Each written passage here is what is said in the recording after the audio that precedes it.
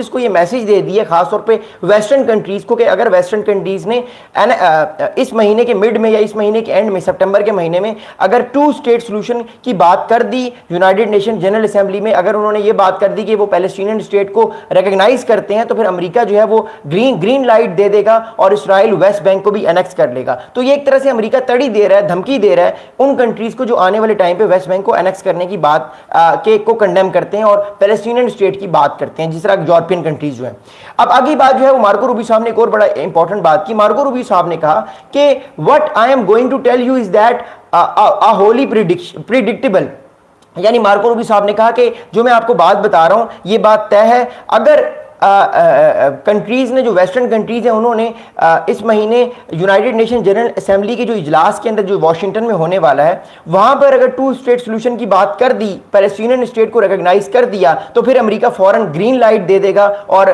फौरन से जो है वो इसराइल वेस्ट बैंक को एनेक्स करके इसराइल का हिस्सा बना देगा और कॉन्स्टिट्यूशन में उसका अमल दखल कर देगा। आगे मार्को रूबियो साहब कहते हैं कि we told all these countries before they went out and they did this, there wasn't going to be a Palestinian state because that's not the way a Palestinian state is going to happen because they have a press conference somewhere। तो ये एक तरह से तड़ी दी है, धमकी दी है America की जो secretary of state mister Marco Rubio ने कि अगर किसी भी कंट्री ने कोशिश की, वेस्टर्न कंट्री ने कोशिश की, यूरोप में यूके ने, मोर इंपॉर्टेंटली नॉर्वे ने, इसके अलावा कनाडा ने, इसके अलावा जर्मनी ने, या इसके अलावा मोर इंपॉर्टेंटली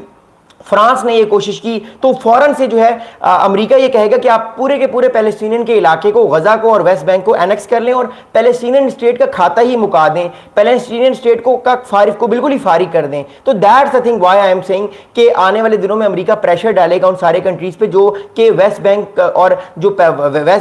का इलाका है उसको एक नई पैलेस्टीनियन स्टेट को रिकॉग्नाइज करने की तरफ जा रहे हैं। तो इट शोज कि ये मामला बड़ा सीरियस है इसराइल के लिए, इट शोज ये मामला बहुत सीरियस है अमेरिका के लिए, और अमेरिका कभी भी बर्दाश्त नहीं करेगा कि अमेरिका के जो इंटरेस्ट हैं उसके खिलाफ कोई काम हो। अमेरिका कभी बर्दाश्त नहीं करेगा कि ये सारे कंट्रीज जो हैं ये मिलके जो हैं ये रिकॉग्नाइज कर लें टू स्टेट सोल्यूशन को, यानी पैलेस्टीनियन स्टेट को। अगली बात मैं आपको बताऊं, देखिए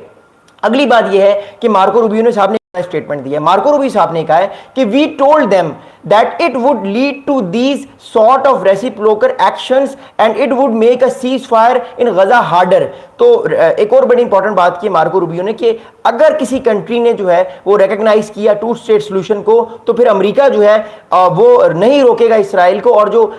सीज फायर की बात हो रही है गजा में जो इतने सारे लोग मारे जा रहे हैं, ये लोगों की मौतें नहीं रुकेंगी, लोग और ज्यादा मरेंगे और इसराइल सीज फायर नहीं करेगा। तो एक तरह से अमेरिका ने ये मैसेज दे दिया कि वो पूरी तरह से इस टाइम बैकिंग कर रहा है नेतन्याहू को, अमेरिका पूरी तरह से बैकिंग कर रहा है इसराइल की गवर्नमेंट को, और अमेरिका पूरी तरह से कोशिश कर रहा है कि इसराइल जो है वो अपने आप को एक्सपैंड करे और अपने आप को और तगड़ा करे, और अमेरिका पूरी तौर पे इसराइल के इस टाइम साथ खड़ा हुआ है। इसके अलावा आगे मार्को रूबियो साहब ने एक और बात की। मार्को रूबियो साहब ने कहा कि the minute like day that the French announced the thing they did, that day Hamas walked away from the negotiation tables. तो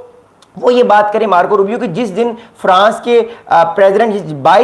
22 अगस्त के दिन जो है वो फ्रांस के प्रेसिडेंट इमैनुअल मैक्रोन ने ये बात की थी कि वो आने वाले एक महीने में जो है वो पैलेस्टीनियन रियासत को कबूल कर लेंगे अगर ये जो जंग जारी है गजा में, जो लोगों का जेनोसाइड हो रहा है, ये खत्म नहीं होगा, तो वो पैलेस्टीनियन स्टेट को रिकॉग्नाइज कर लेंगे। तो मार्को रूबियो कह रहे हैं कि जिस दिन ये ऐलान किया था मार्को रूबियो ने, उसी दिन हमास जो था वो टेबल से उठकर चला गया था और उसने जो है वो निगोशिएशंस को कैंसिल कर दिया था। तो ये अभी इस टाइम अमेरिका की पोजीशन है। अब फ्रांस की क्या पोजीशन है या वेस्टर्न कंट्रीज की क्या पोजीशन है वो मैं आपको बताता हूं। आप कमेंट्स करते रहे, मैं आपके सवालात के जवाब वीडियो के एंड में जरूर दूंगा। अब फ्रांस के प्रेसिडेंट ने क्या बात की है वो मैं आपको बताता हूं। The French president Emmanuel Macron has called a UN summit for September 2020 where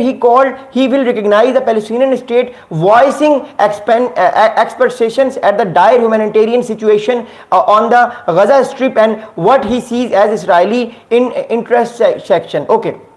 अब फ्रांस के प्रेसिडेंट इमैनुअल मैक्रोन ने ये कहा है कि जो 22 सितंबर को उनकी स्पीच है यूनाइटेड नेशंस में, यानी आज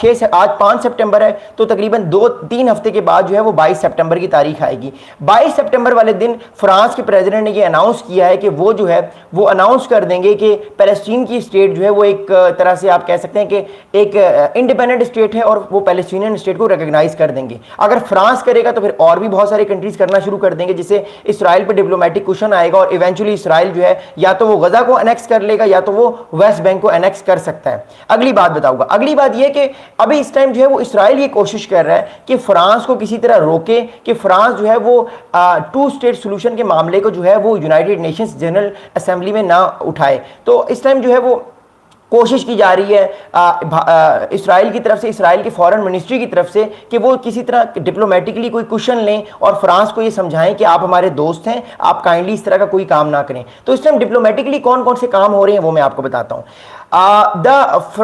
The Israeli foreign minister Mr. Gideon Sa'ar on Thursday urged his French counterpart to withdraw Paris' planned unilateral recognition of Palestinian statehood this month, telling him that Macron will not be welcome to visit Israel so long as the move remains on the agenda। अब Israel ने भी एक तरह से जो है वो एक धमकी दी है,